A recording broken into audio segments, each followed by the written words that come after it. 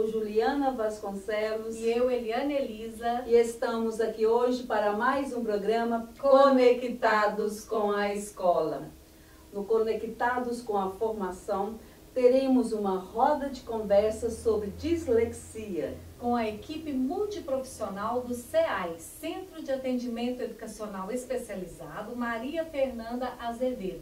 Serão discutidos definição, possíveis causas e diagnóstico da dislexia e também sugestões de intervenções, contribuindo com a prática educativa direcionada a esse transtorno no contexto escolar.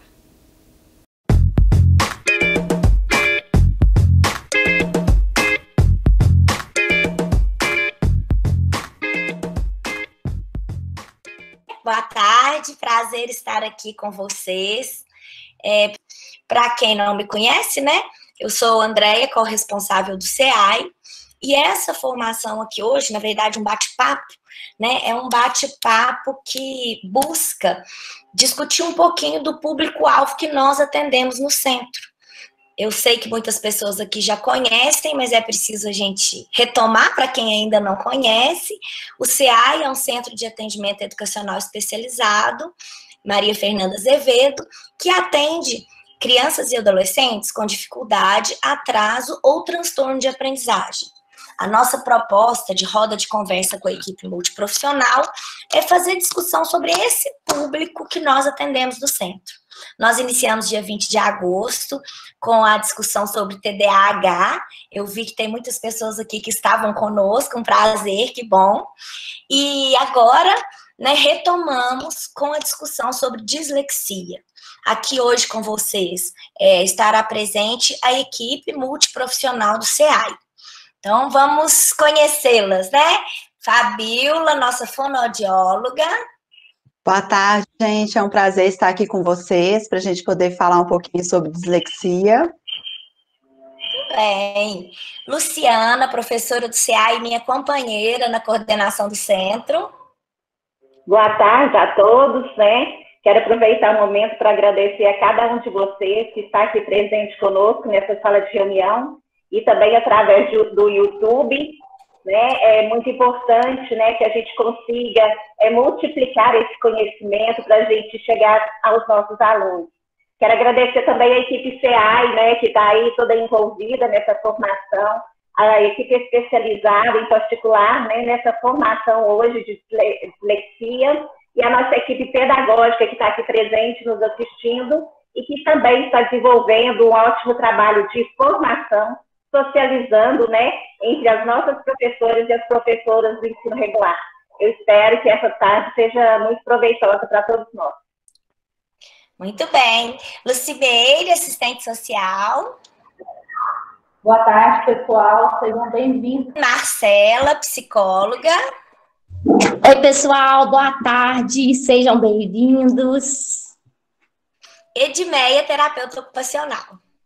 Olá, pessoal, muito boa tarde. É um prazer estar com vocês, com todos vocês. Sejam muito bem-vindos. Vamos começar, né, com a nossa fonoaudióloga Fabiola. Ela vai dizer para a gente um pouquinho a definição de dislexia. Não dá para começar uma conversa sem definir, não é isso? Vamos lá, Fabiola? Exatamente, gente. Olha, a dislexia ela é um transtorno específico da linguagem e a origem ela é neurobiológica. Essa dificuldade ela é precisamente voltada em relação à fluência da leitura, na habilidade, na decodificação da palavra e também na soletração. Essas dificuldades, normalmente, elas são decorrentes a um problema na decodificação fonológica da linguagem. Ela não é esperada para a faixa etária e ela também não está ligada em relação a habilidades cognitivas. Então, isso vai afetar o reconhecimento da fala, a aquisição do vocabulário. E isso não está relacionado com retardo mental e nem a escolarização inadequada. Então, cerca de 75% das pessoas que têm dislexia, ela vai ter o déficit importante de origem fonológica. Ou seja, ela vai ter dificuldade para unir os sons para formar a palavra. Pensando nisso, você pode dizer para a gente a prevalência de risco de dislexia na população?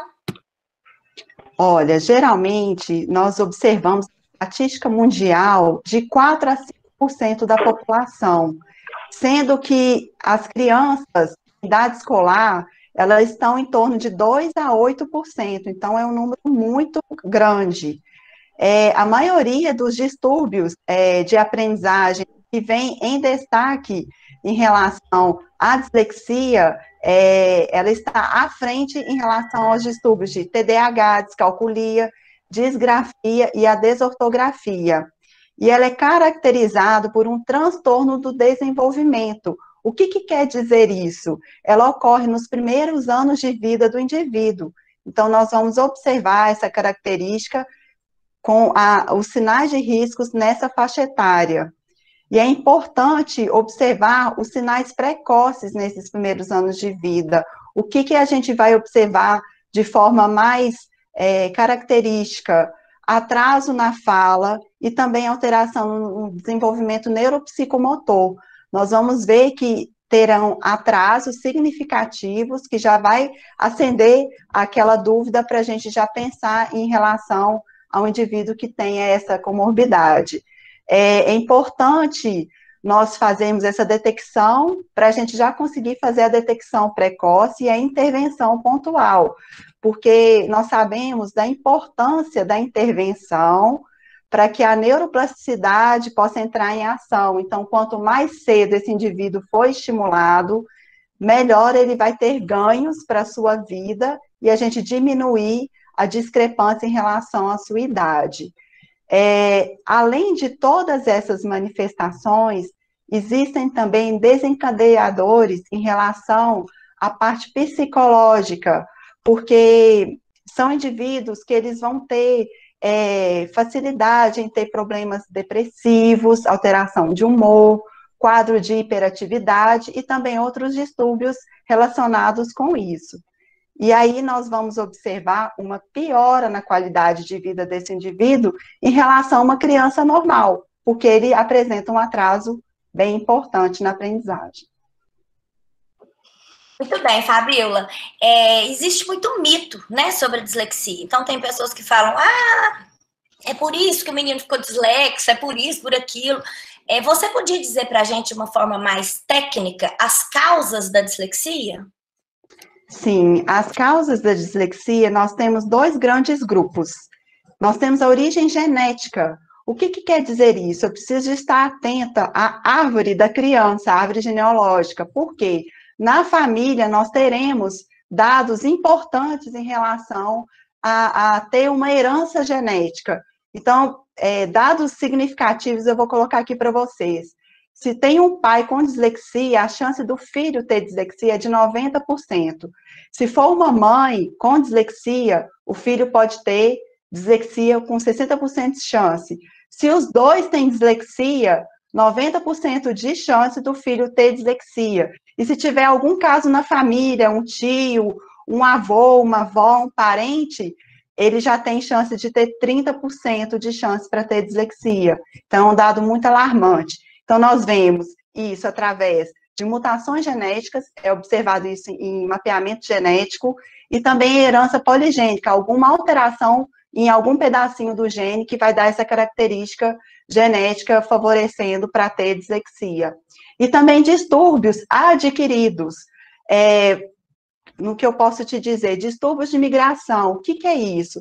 É um problema na conexão nervosa. Então, na hora da transmissão, da conexão neural, existe ali uma dificuldade, uma alteração, e aí essas sinapses nervosas, elas não acontecem adequadamente, e aí vai gerar um distúrbio de origem neural. E também problemas de intercorrência durante o parto. O mais comum é a anóxia cerebral. Então, são dados importantes que a gente precisa colher nessa história da família, a história da criança, para a gente também ter como descarte ou não das possibilidades da dislexia para o indivíduo. Fabíola, vamos conversar um pouquinho sobre os sinais de risco, como suspeitar se um aluno é dislexo ou não? Vamos lá? Vamos lá.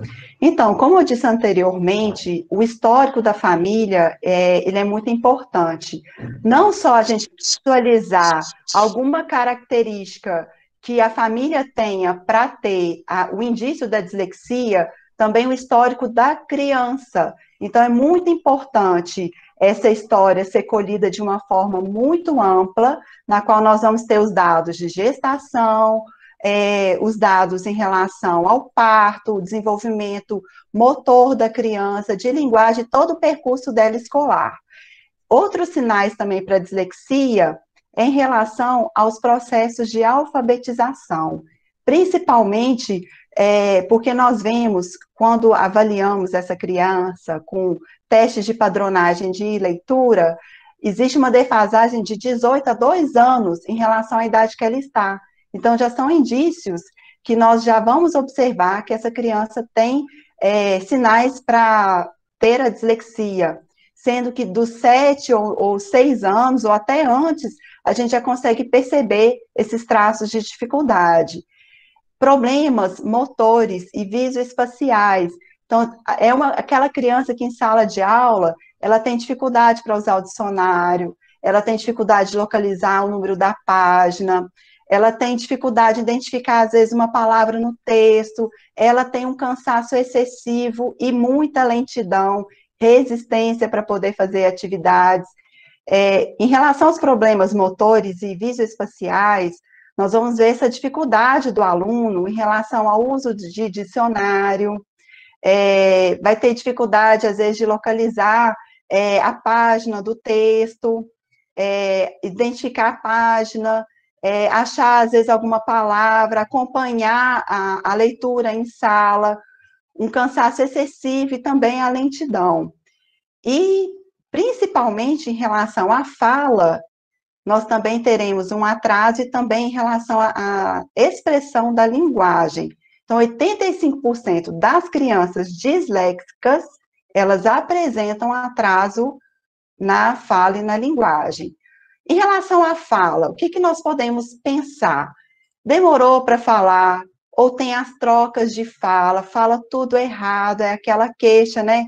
A criança fala, não consigo entender, acaba que a família vai interpretando um pouco os sinais dessa fala da criança, mas quando ela está num ambiente que ela não é conhecida, as pessoas têm muita dificuldade para entendê-la. Essas trocas de fonemas e essa dificuldade na parte sintática da fala. Então, assim, ela tem dificuldade para usar uma palavra, em grafias parecidas, então a gente observa espelhamento, ou então, em relação à sonoridade parecida, as trocas famosas surdos e sonoras, né? Dificuldade na coordenação motora, elas são mais desastradas, caem mais com facilidade. Em relação à sequencialização, ela tem dificuldade para sequencializar palavra, história, reconto, saber início, meio e fim. Então, são muitos dados importantes que a gente já começa a observar que a criança ela não consegue acompanhar.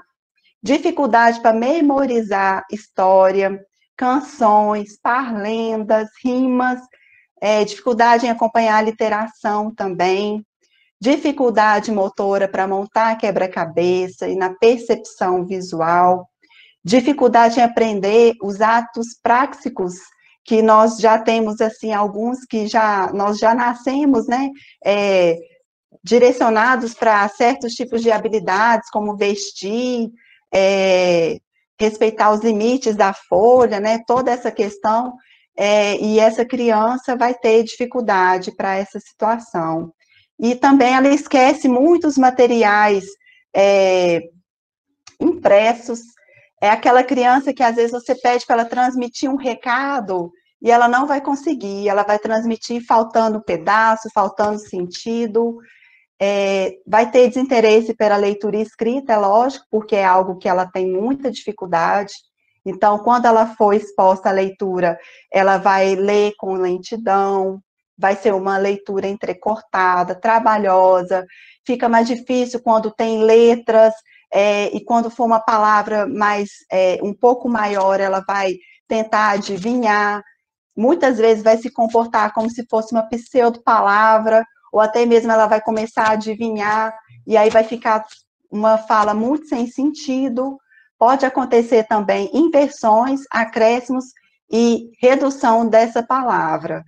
Ela vai ter também características de dificuldade espacial e tempo, e aí ela vai ter muita lentidão, e dificuldade também na nomeação de coisas. Um exemplo, por exemplo, ao invés dela falar a palavra azul, ela vai falar assim, a cor do céu, né? Então, você vê que tem dificuldade na nomeação, porque o vocabulário vai estar um pouquinho mais empobrecido. Agora, vamos pensar no contexto escolar, no dia a dia. Luciana, conta pra gente um pouquinho sobre como reconhecer esse aluno no espaço escolar. Então, a Fabíola já falou de vários aspectos, né, que a gente observa como um todo, mas existem alguns sinais, né, específicos que são apresentados na leitura e na escrita. E aí eu vou dizer de algum deles, né, como que a gente pode observar, né, o que nós vamos observar em cada aspecto. Na leitura, geralmente esse aluno é um aluno que faz uma leitura de forma lenta, fragmentada, algumas vezes até silabada. Ele costuma colocar algumas palavras que não está nesse texto, ou elimina também de uma forma assim, aleatória, que não tem um significado, que não está dentro de contexto nenhum desse texto lido. Ele omite algumas letras e faz também uma troca de sílabas na leitura de algumas palavras. E na maioria das vezes esse aluno é aquele aluno que a gente solicita uma leitura e ele resiste, né? E resiste justamente por todas essas dificuldades. E por essa pouca fluência na leitura, é um aluno que tem a dificuldade também de interpretação, né? Ele não consegue ler e interpretar aquilo que foi lido por ele mesmo. E na escrita tem alguns aspectos, né, que são apresentados também pela maioria deles, que é o caso das trocas, né, do surdo sonoro, que a Fabíola já até citou anteriormente. São aquelas letras que têm o som muito parecido, no caso do VIF, CID, CIB, né, esse aluno faz essa troca. Eles costumam também trocar as sílabas de lugar, por exemplo, o está, as sílabas não, desculpa, as letras, o está, eles trocam o S, passa ele para frente e escreve setar, né? Tem muita dificuldade também de segmentar as palavras dentro de uma frase, de um texto, né? Algumas vezes com hipossegmentação e outras com hipersegmentação, né? E o que quer dizer isso? Muitas vezes eles escrevem a palavra todas juntas, várias palavras juntas, e outras não. Né? A gente vê, às vezes, algumas palavras no caso de escrever, ele escreve o e depois escrever separado. Então, eles têm essa dificuldade de segmentação e também a dificuldade ortográfica. Né?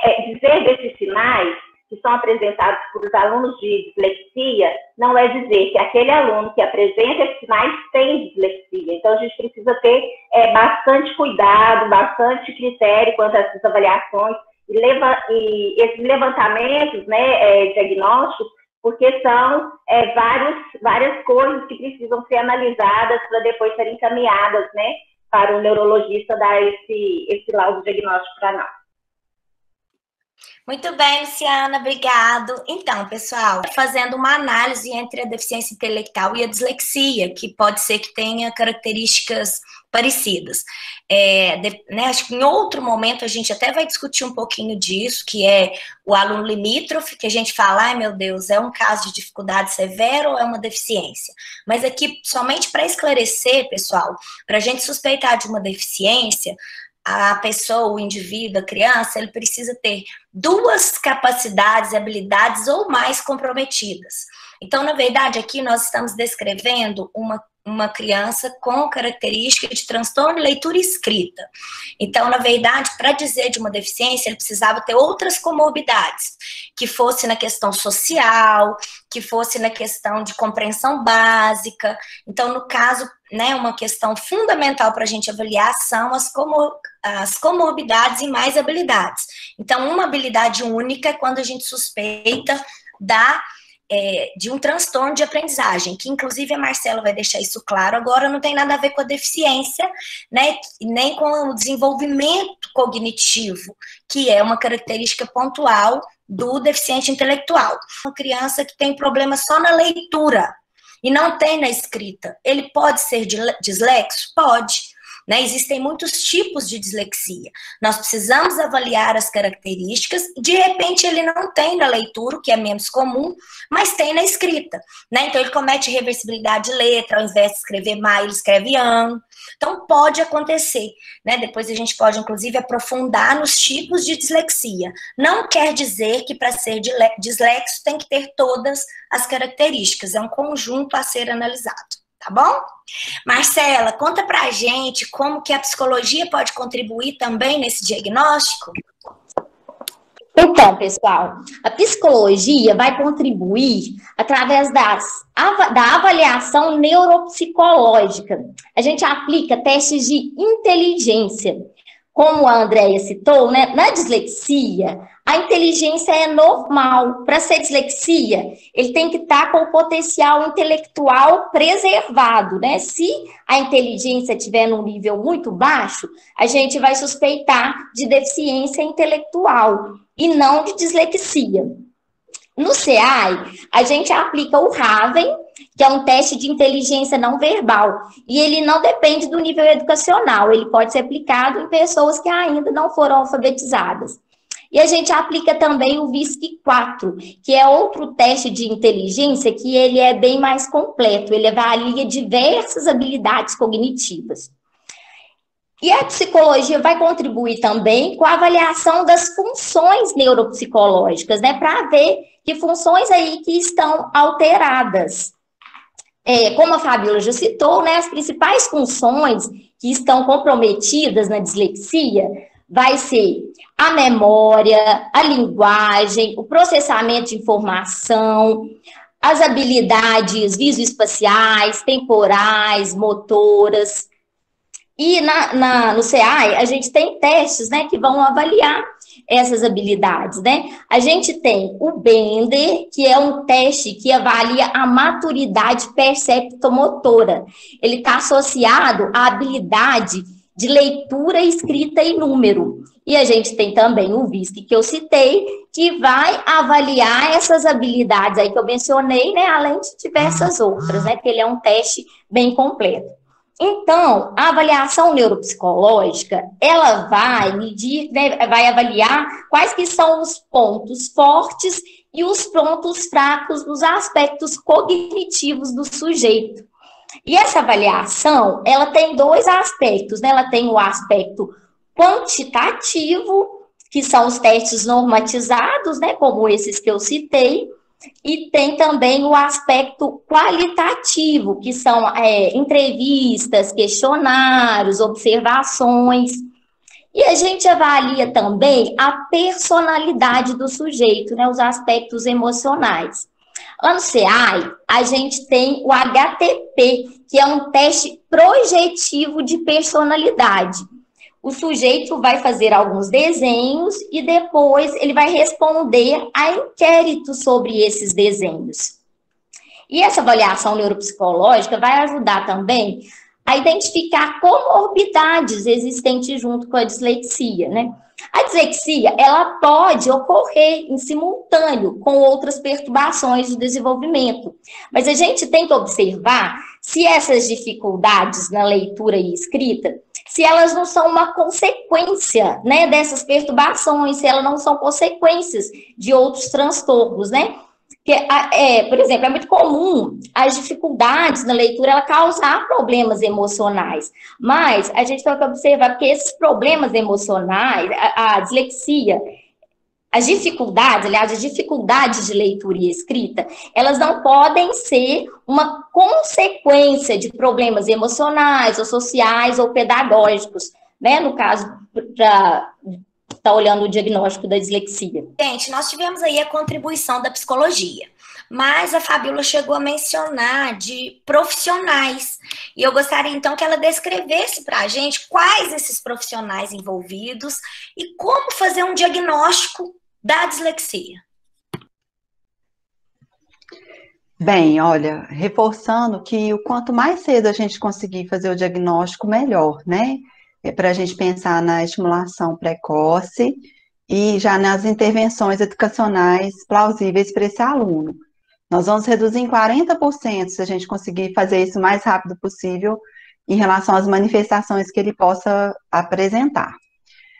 É importante destacar que, além dos profissionais que vão envolver em relação à equipe interdisciplinar para esse diagnóstico, nós precisamos descartar problemas de visão, alterações auditivas, no que eu te digo em relação à perda auditiva, alterações relacionadas com transtorno de déficit de atenção e hiperatividade, porque muitas vezes pode confundir dislexia com hiperatividade, alteração de linguagem, né, pensando até na deficiência intelectual, e outros também, tá bom? Então, após a gente levantar esses sinais clínicos que vão me sugerir para fazer essa pesquisa, nós vamos fazer um diagnóstico voltado para as manifestações clínicas, porque o diagnóstico ele não é feito através de tomografia, raio-x, são tudo através de observações clínicas, principalmente do aluno em atividade de leitura e escrita. Então, é importante, voltando, né, na nossa conversa, saber os sinais familiares, os riscos precoces que a criança apresenta, um relatório muito detalhado em relação a como que está essa criança no seu percurso escolar, destacando as suas debilidades, as suas potencialidades também. Então, o que nós vamos precisar, né? Pensando nessa avaliação interdisciplinar. Nós precisamos da avaliação médica, que provavelmente vai ser um neurologista infantil ou um psiquiatra infantil. Nós precisamos desse relatório completo da escola, porque a escola é a base de tudo para nos ajudar a fazer esse diagnóstico. Então, toda a história desse aluno e também as avaliações feitas com ele é muito importante, está bem descrito para nos ajudar, não só para a equipe que vai estar assistindo, mas também para auxiliar o médico no seu diagnóstico, uma vez que ele está vendo só algumas manifestações e queixas da família, mas toda a história, quem vai posicionar para esse profissional vai ser a escola, então o relatório precisa estar bem detalhado. A avaliação neuropsicológica, que a Marcela destacou muito bem os testes necessários para estar visualizando essas dificuldades, a avaliação fonoaudiológica completa. Então, aqui eu vou descrever um pouquinho sobre a minha área, mais especificamente. Nós fazemos avaliação dos aspectos miofuncionais do aparelho fonador, para a gente investigar a alteração dos órgãos fonoarticulatórios, em relação à voz, também as funções neurovegetativas, que também é muito importante. A avaliação da articulação, no CI nós usamos o teste ABFW, que nós vamos identificar aspectos em relação à fonética e à parte da fonologia. A avaliação da consciência fonológica, nós usamos o teste CONFIAS, lá nós fazemos a análise principalmente do aspecto silábico e fonêmico, lembrando que esse aluno vai ter muita dificuldade nos aspectos fonêmicos, né? Então, vai ser uma dificuldade maior nesse teste. Nós também usamos testes complementares de apoio visual para auxiliar na avaliação e investigação da rima, literação, das ocorrências surdos e sonoras. Fazemos também avaliação completa da leitura. Como que é essa avaliação completa? Compreensão de ordens escritas, compreensão e leitura de textos em ação, leitura em voz alta de texto, palavras e frases, compreensão de palavras, e na escrita nós faremos, além das leitura que eu disse, nós também usamos leitura de pseudopalavras e palavras de alta e baixa redundância, para a gente também estar fazendo essa investigação dos tipos de dislexia que esse indivíduo possa ter. Na avaliação da escrita, nós nos baseamos na cópia de palavras, frases, ditado de palavras, frases e também a elaboração espontânea. Nos casos que nós suspeitamos de alguma alteração a nível de processamento central, auditivo central, nós fazemos uma triagem, e se a gente observa um déficit muito importante, nós encaminhamos para uma avaliação mais objetiva, com o intuito de nos direcionar em relação à abordagem terapêutica para esse aluno. Avaliação também psicopedagógica, para a gente visualizar como que esse aluno aprende, em que nível que ele se encontra, e psicomotora, quando ela for necessária. Então, tudo isso vai nos nortear para o nosso planejamento em relação a cada profissional e também as adaptações necessárias para esse aluno. Pessoal, é importante destacar, de novo, né, como a Fabíola colocou, que às vezes a gente confunde o sintoma da dislexia, por exemplo, com TDAH, que é característica da dislexia, também a questão do foco de atenção, mas que pode haver a comorbidade. Então, nós precisamos investir em cada diagnóstico, retomando aquela discussão anterior. Vamos suspeitar de transtorno de aprendizagem se o cognitivo for preservado. Então, pode sim ter comorbidade de transtorno de aprendizagem, tá bom? Gente, a Fabíola trouxe uma vivência nossa, né? Beleza. Antes de, por exemplo, da gente suspeitar que as letrinhas estão embaralhando para o menino pela dislexia, nós precisamos primeiro eliminar a questão visual. Antes de dizer que existe um rebaixamento do processamento ou que a criança está com dificuldade na consciência fonológica, nós precisamos eliminar questões auditivas. Bacana. Só que nós, às vezes, temos dificuldade com esses encaminhamentos. Então, vou pedir a Lucimeire para ajudar a gente, né, nesse processo. Como que a gente faz com essa relação de encaminhamento para o Sistema Único de Saúde, seja de avaliação médica, seja de acompanhamento clínico? Ajuda a gente, Lucimeire.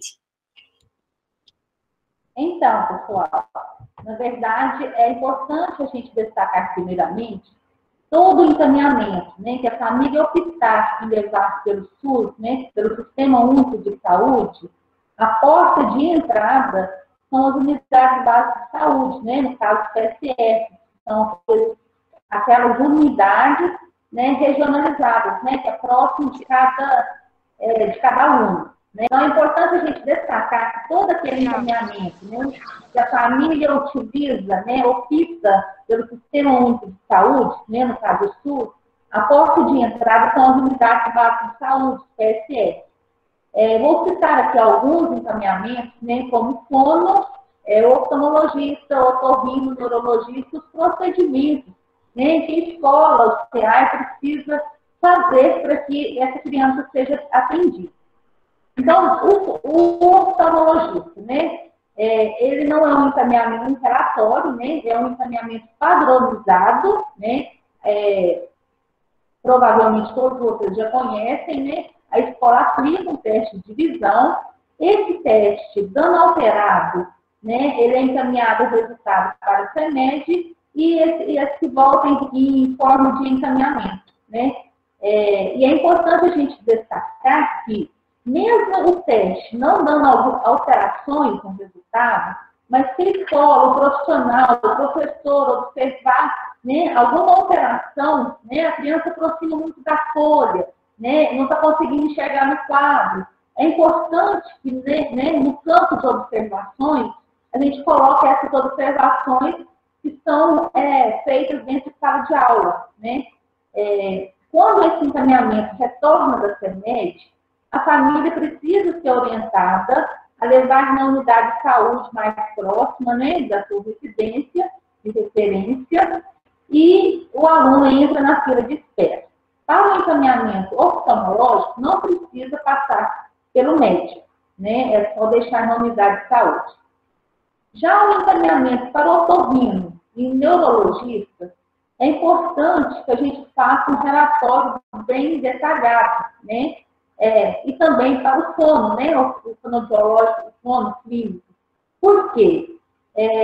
São as nossas observações que vão dar embasamento nesse relatório, né? Nesse encaminhamento. né?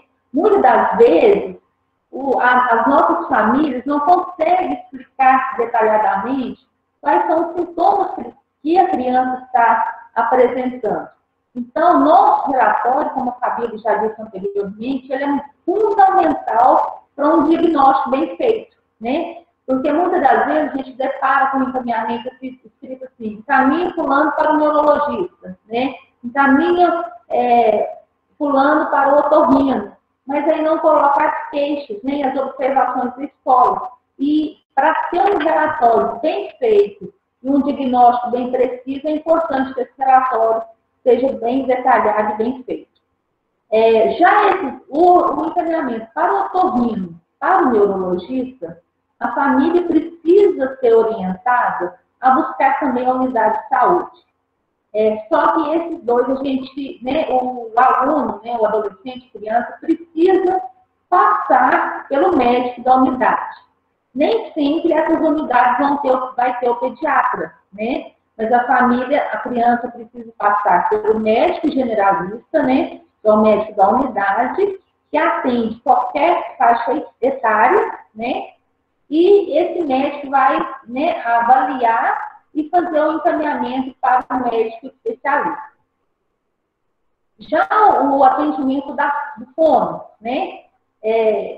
O CRE, nós temos o CRE, né? Então, Centro de Reabilitação, Regional de Reabilitação, né? Lá tem fonoaudiólogo, que atende qualquer transtorno de linguagem, qualquer faixa etária, né? Esse encaminhamento também precisa de um relatório bem feito, onde vai embasar, né, esse atendimento do profissional lá no CRE.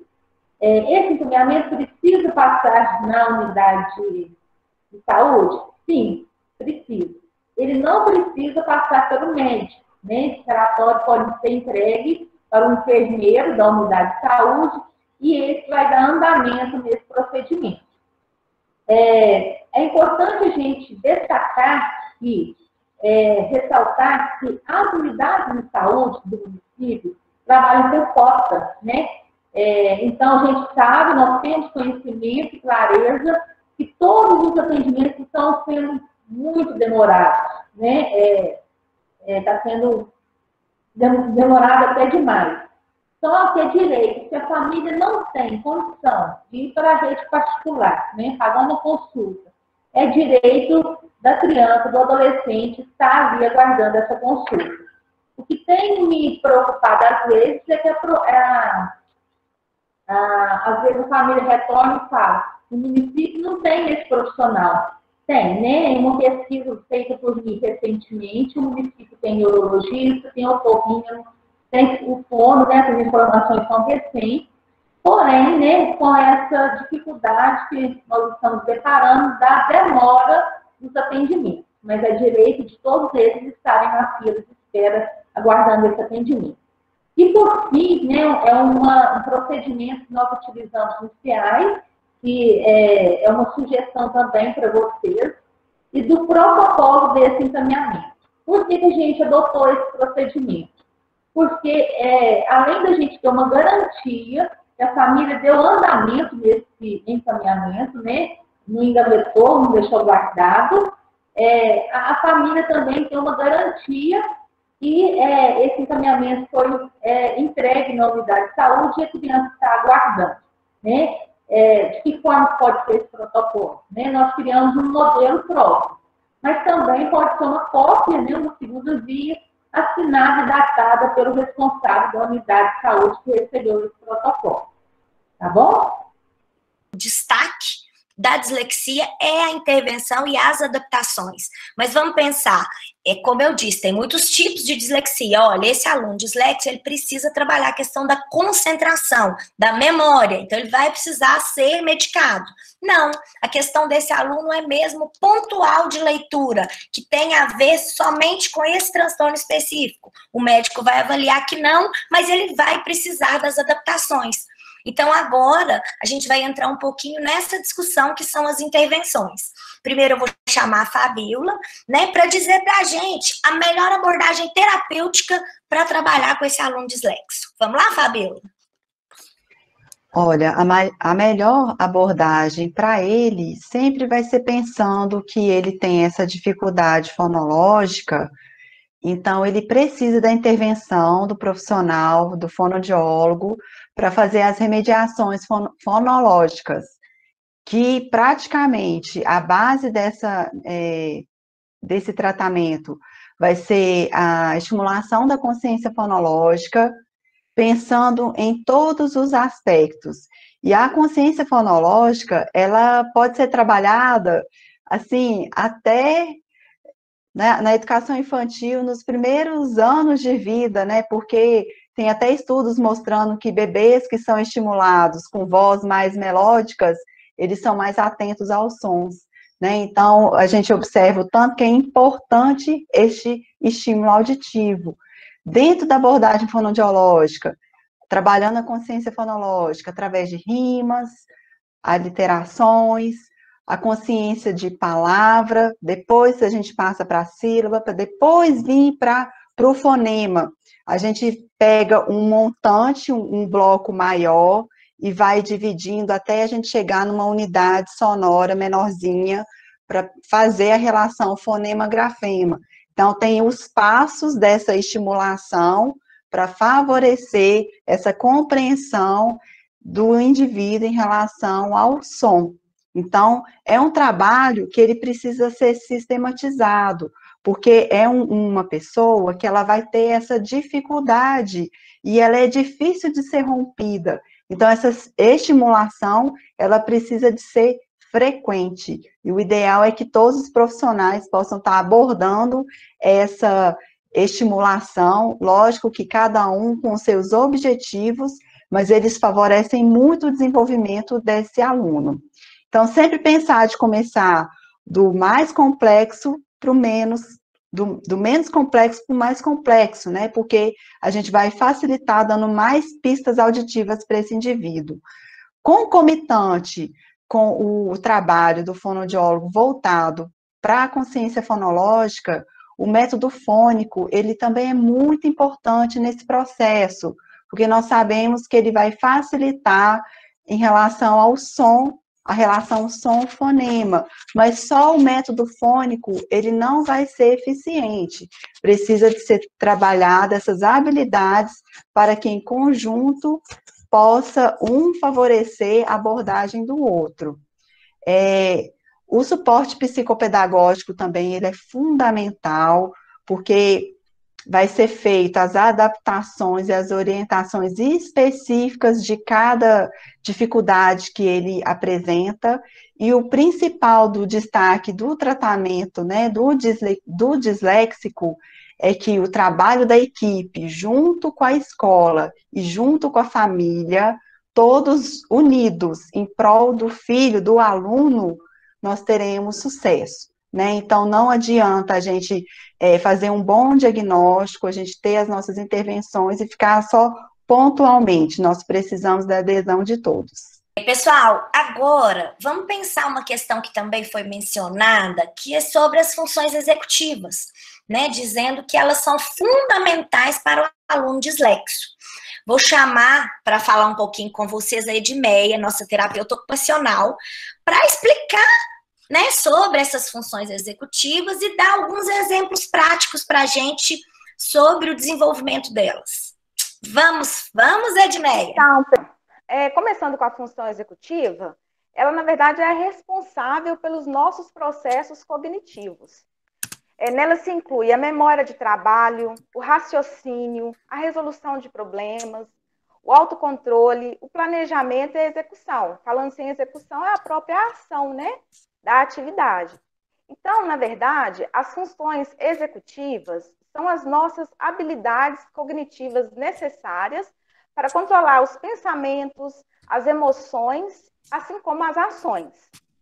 Então, assim, para exemplificar um pouco mais sobre essa função executiva, eu vou dar o exemplo da alimentação. Nós, seres humanos, né, o ser humano em si, ele já inicia a ação de sucção, que é para poder fazer a alimentação, no útero da mãe. Já inicia lá, né, a ação de movimentação, né, da boca. E, assim, essa movimentação, ela tende a dar uma continuidade mesmo após o nascimento. Então, aí a gente vê, né, que é uma execução de uma ação que foi adquirida, foi aprendida e depois repetida quando necessário. Um outro exemplo da nossa função executiva é quando nós nos recordamos de um compromisso e fazemos ele de forma correta, no horário programado, de forma certa. Então, também é um outro recrutamento da função executiva. Nós utilizamos as nossas habilidades, né, para poder realizar essas tarefas. Então, aí tem a atuação da função executiva, que no caso seria, por exemplo, a memória de trabalho, né, que faria com que nós nos recordamos, que faz com que nós nos recordamos daquilo que é para ser feito. Então, outro exemplo seria esse. Então, assim, a função executiva, ela surge de uma necessidade, de um planejamento, de uma execução e também do aprendizado, que vai fixar na memória e vai se repetir toda vez que for necessário.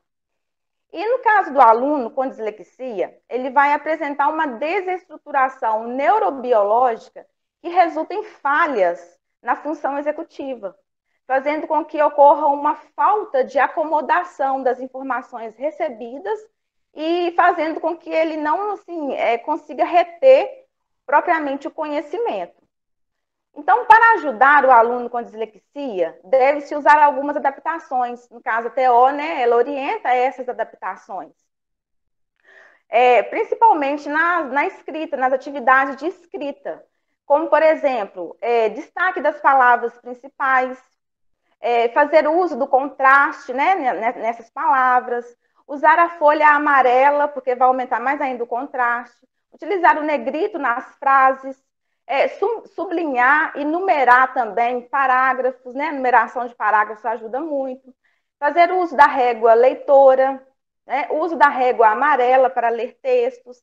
Isso visa facilitar tanto a atenção como também o entendimento, né? Das informações ali pelo aluno com dislexia.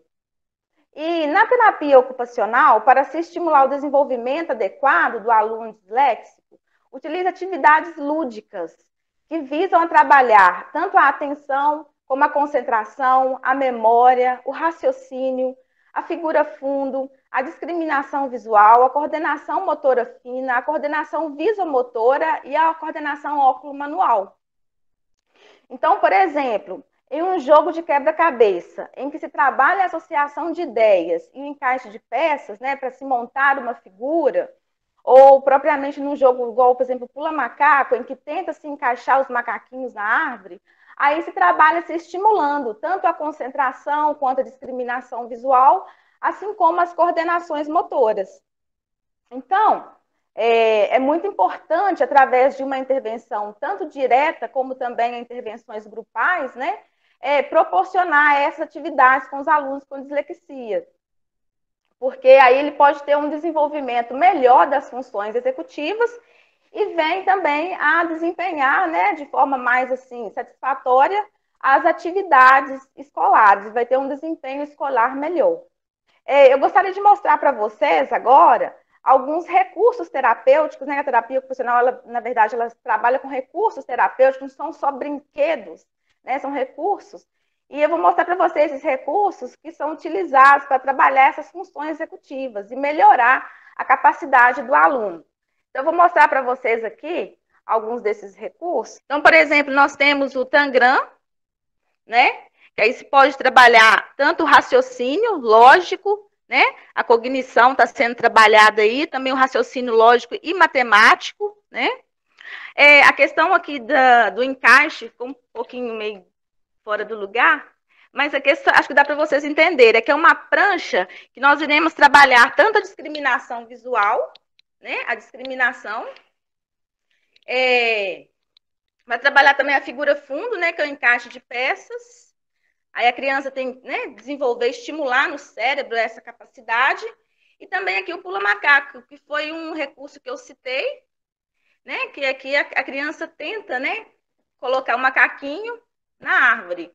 Então, ela trabalha o alcance, trabalha a coordenação visomotora, né, trabalha aqui o esperar a vez, né, o saber perder, o saber ganhar, porque toda vez que cada hora é um, né, que vai.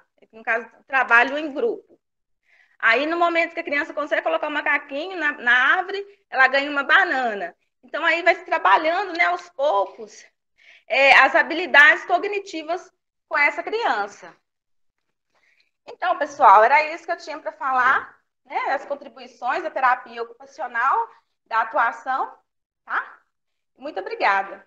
Então, gente, e aí vamos pensar agora assim, beleza, Andréia, mas aí vocês falaram de um centro especializado, né, que atende alunos em grupos pequenos, que é uma intervenção pontual de equipe especializada, mas e nós, no contexto escolar, né, na sala com mais 20, 30, sei lá, o que a gente faz para contribuir com esse aluno? Vamos pensar, né, acho que é uma discussão que é fundamental, e aí nós vamos, né, retomar sempre a organização do espaço físico da sala. Primeira coisa é isso. Né? A gente ainda brinca muito quando faz devolutiva que as pessoas falam a sala tinha que ser redonda, de tanto aluno tinha que sentar na frente, né? Mas a orientação para aluno com transtorno é esta, né? Porque a Fabíola disse muito bem que ele tem esse comprometimento e precisa ser estimulado, tanto auditivo quanto visual. Então, nós precisamos evitar estímulo externo, evitar que esse aluno fique perto de portas e janelas e no fundo da sala. Para quê? Para que o foco dele seja, naquele momento, o professor. Né? Existem algumas discussões do menino ficar na primeira carteira, mas o ideal nem é a primeira, é a segunda, porque aí ele vai ter um olhar linear, né? Ele não vai precisar levantar o pescoço para ver o professor. Isso é uma questão do espaço físico. Outra questão, né, como foi mencionado, nós colocamos a questão do auditivo e visual. Seria como? Olha, gente, a questão auditiva, né, uma estratégia que a gente, inclusive, tem usado muito aqui agora, nesse tempo de pandemia, é gravar a leitura do menino. Por quê? Porque às vezes ele realiza a leitura, mas não percebe como que ele está lendo. Então, você coloca e grava. Depois ele ouve, ele, né, tem relatos de família dizendo assim, não, quer gravar de novo. Por quê? Porque ele se percebe. Então, a gravação é um recurso bacana. Outro recurso que a gente indica muito é trabalhar com referências que eles já têm memorizadas. Então, vamos lá, a gente vai trabalhar com uma música e o menino tem a letra da música e ele vai fazer a reescrita. Então, ele já tem memorizado aquelas trocas que ele realizou, ele consegue fazer o paralelo, porque na cabeça dele ele sabe qual que é a palavra. Então, tudo que a gente conseguir trabalhar, que ele tenha memorizado, contribui muito, tá? Eu não vou entrar nas questões, já que a Fabíola colocou, acho que ela mencionou, mas só para destacar a questão da consciência fonológica, tem que ser sistematizada. Né? Então, assim, nós vamos trabalhar no dia a dia, seja com português, matemática, história e ciências, esse processo de alfabetização contínuo e sistematizado. Então, não dá para falar assim, trabalhei segunda e agora eu volto sexta. Tem que ser algo contínuo. Gente, quando eu trago aqui algumas discussões para vocês, pensando no contexto escolar, são discussões que podem contribuir para a turma toda, né? Mas para o dislexo é fundamental. Então, vamos pensar, né? A gente teve aí a questão de recursos adaptados. Uma questão importante que nós precisamos avaliar é que a gente tem que conhecer. Mas o que dá certo para um pode não dar certo para o outro, nós precisamos experimentar. Né? Então, não sei se vocês conhecem, a régua leitora que a Edmeia falou, é isso aqui, ó. Né? O que é isso aqui? É um EVA preto com um espaçamento de 2 centímetros, aonde o aluno acompanha a leitura, de forma que, quando ele está na primeira linha, o vazado está na primeira linha da leitura. Ele passou para a segunda linha, ele desceu para a segunda linha. Por que indicamos as cores preto ou amarelo? Porque são as cores de contraste, certo? Beleza, mas às vezes eu usei a régua leitora e para esse menino específico não adiantou. Mas eu usei a régua comum amarela e valeu. Então, o que acontece? Ele vai acompanhar a leitura seguindo com a régua. Nós precisamos conhecer o recurso para saber como utilizar. Que bom, Giovana, agora, né, você sabe, pode participar, sugerir. Outra questão que foi colocada também foi a questão da folha amarela, que é outro contraste. Né? Então, pode ser que esse aluno dê um resultado melhor na folha amarela. Como eu disse, a gente tem que experimentar. Foi colocado também, gente, a questão da elaboração de atividades. Então, o que nós precisamos pensar na hora de elaborar? Por que que tem um indicativo de escrever com a letra 14, Arial? Porque ela é mais limpa e o formato é padrão. Então, a gente usa a letra Arial 14, o espaço entre as palavras na hora de digitar, duplo. Por que duplo? Já é característica do aluno, como mencionado, a hipossegmentação. Se o espaço é simples, ele pode não perceber o espaço. Então, a gente dá o espaço duplo para ele conseguir perceber. Na digitação, pessoal, a gente pode colocar o negrito. E aí a letra sai mais forte, ótimo, a Edmeia até mencionou. Mas na escrita do aluno, existe também uma orientação do aluno escrever com lápis de desenho. Vocês já viram aquele lápis preto de desenho? Ele é mais escuro que os outros, de forma que a escrita dele também fica escura, não só o material impresso entregue, ok? Então aqui são algumas questões que a gente coloca de orientação de recurso. Outra característica que também é do dislexo é o quê? São os movimentos sacádicos, né, do olho, que é aquele movimento, segui essa linha, acabou, voltei para a próxima. Então, a gente pode trabalhar com os meninos, a régua auxilia nisso, mas atividade pontual. A cruzadinha vai contribuir muito para a questão de figura-fundo, mas você pode usar a cruzadinha também para trabalhar esse movimento dos olhos, que é, fulano, qual que é a primeira letra dessa linha da cruzadinha? Qual que é a última? Ah, não, eu vou fazer um monte de fila e na frente eu marco de vermelho, azul, seja o que for, e falo, olha, aqui tem o número 5. Qual que é igual aqui na mesma linha? Vocês percebem claramente, gente, que o aluno dislexo, ele não segue a primeira linha. Ele vai na terceira, na quinta. Então, o que que acontece? A gente está trabalhando com ele esse olhar linear, tá? Cruzadinha é fundamental, figura fundo, a Edmeia deu um exemplo de jogo concreto, mas a gente trabalha jogo de figura fundo na sala, né, que são aqueles monte de imagem embaralhada, e quando você vai colorindo a marcação, vai formando um desenho. Então, você está trabalhando figura fundo, você está trabalhando foco de visão, beleza. Uma outra questão, né, a Edmeia colocou o pula macaco, né, gente, por que trabalhar a questão óculo manual?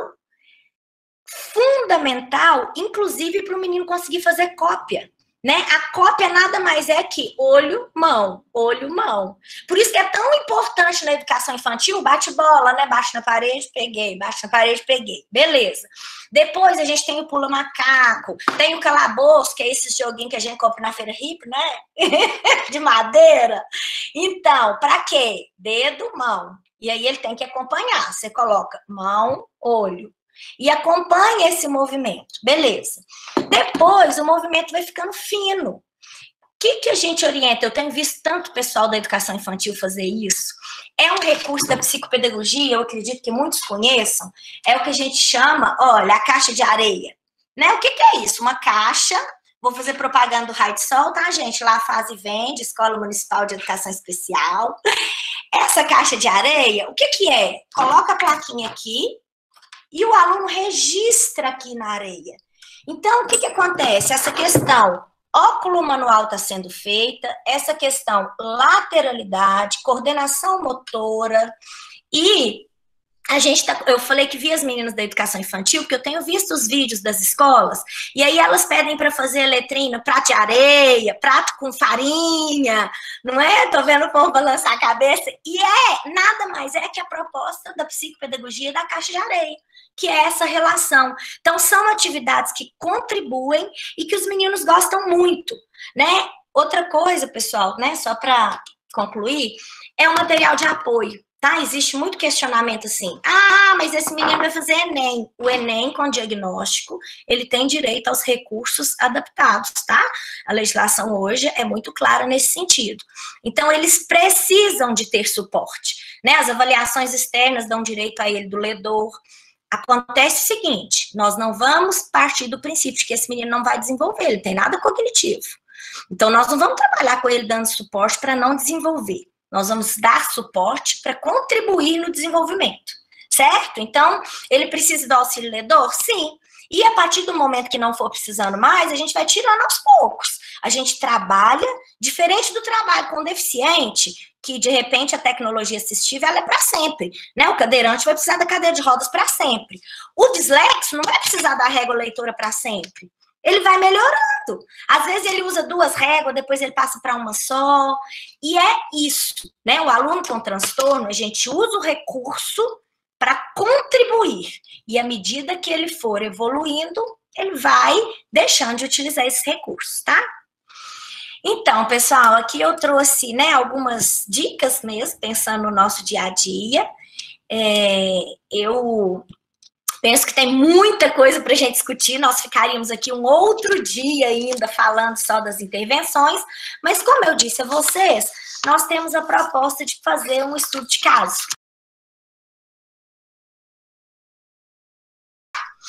Então, pessoal, se deixar, a gente fica aqui mais 2 horas, mas não podemos, né? Nós estamos chegando ao fim da nossa roda de conversa. Queria agradecer muito vocês, agradeço muito em nome da equipe. O CA existe para contribuir com a escola. Então, nós ficamos muito felizes, né, da participação de vocês e estamos à disposição. Muito obrigada.